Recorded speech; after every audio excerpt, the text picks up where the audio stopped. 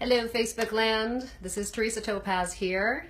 Today I wanted to talk about something that's really important if you're a guitar player. Setups. What is it? Why do you need it? And when do you need it?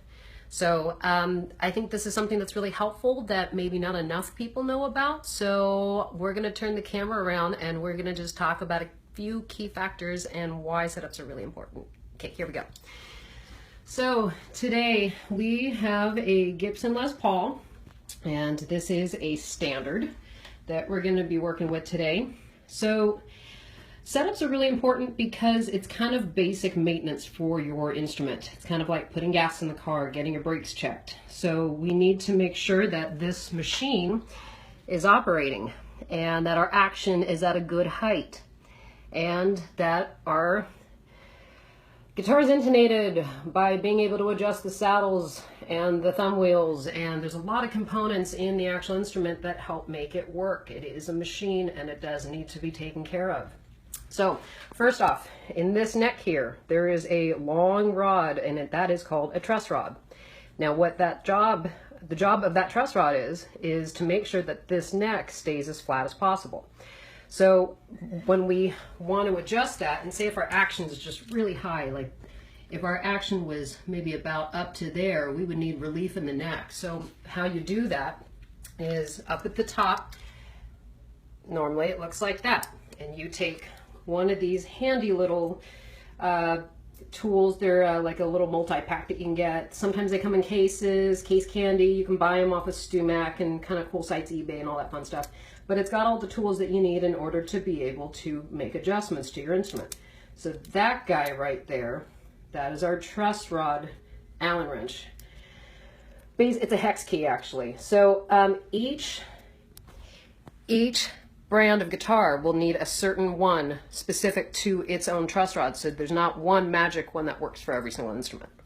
So basically what we'll do is we'll take that and we'll wedge it in between there. Now once it's actually on the truss rod, if you need more relief, one way is to tighten, which is towards you if the guitar is laying this way on a bench, and if you need to loosen it, it's to the right.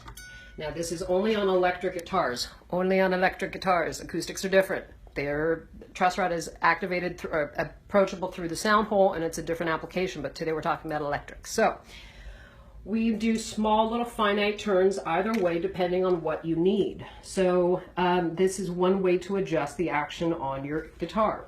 Once we've leveled out the neck, what we're going to do is we're going to come down, put the strings back on, of course, and if our action is still a little too high on a Gibson, let me get this right here, on a Gibson, these guys right here, that is called a thumb wheel.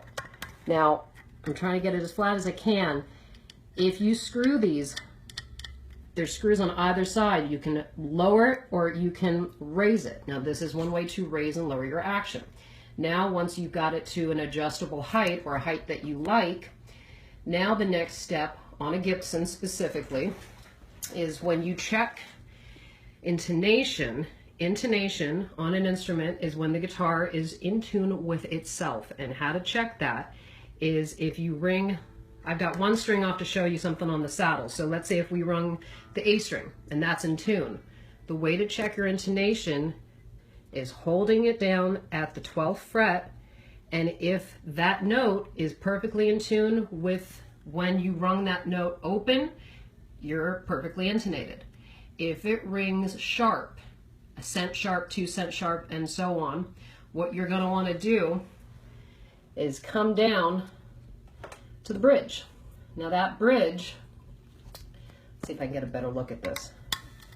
The bridge has these little screws, and these screws right here either lengthen or shorten the string. Now if you're sharp, we're going to need, there's too much tension on the string, so we need to loosen that string. So this little saddle will move back. Do you see how they're all in different lengths? Some are forward, some are back. So meaning that you can adjust each individual string. A tune-o-matic bridge makes it very easy in order to be able to do a setup on a Gibson. So if your string is ringing flat at the 12th fret, you need to lengthen the saddle. And now it takes a lot of patience in order to be able to get the hang of this, but once you do, you're able to do your own setups, which is very, very helpful. So again, if your string is too tight, you want to lengthen the saddle. If it's too flat, you want to be able to tighten it.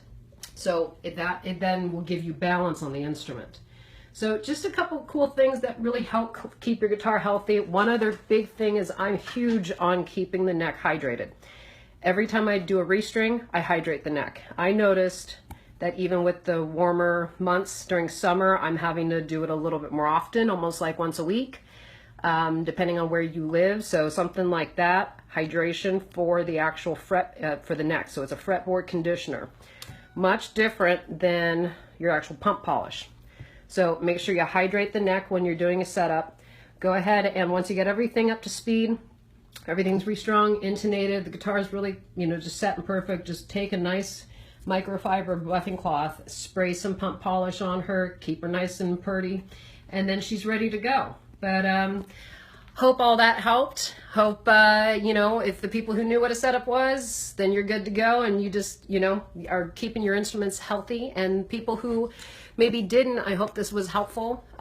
These guitars are machines, and they help us do our jobs better as musicians, so we want to keep them in tip-top shape. But if you keep them happy, they're going to keep you happy. So, all right, everybody. Well, this is Teresa Topaz signing off. Thanks to Bananas at Large for having us here and being able to have a facility to do these wonderful videos at. And I hope everyone's having a fabulous Sunday. See you later.